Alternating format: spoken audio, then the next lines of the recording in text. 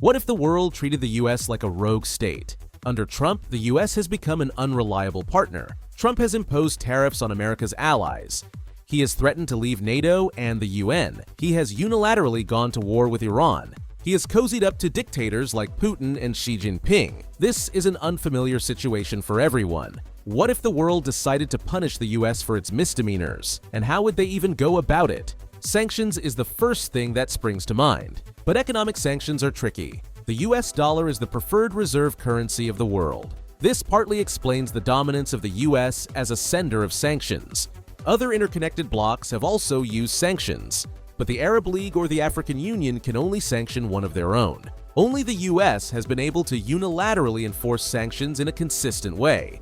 Much of the world is tied to the American economy. It isn't just finance, of course. Amazon and Microsoft hold nearly half of the cloud storage used around the world. Websites, databases, and entire businesses would struggle to operate if they lost access. Everyone relies on American tech: the BBC, Fujitsu, Novartis, Samsung, Maersk. Even the London Tube and the European Space Agency wouldn't be able to function.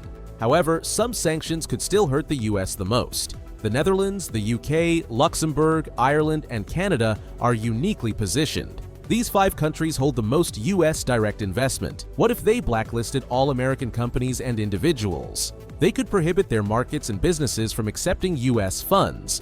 They could even ban returns on existing investments. The US would lose billions in national income. The impact in terms of inflation, employment, and housing markets would be huge. Or the US could be denied supplies of foreign commodities it urgently requires. One example is rare earth metals. Roughly 90% of the global trade in rare earths is controlled by China.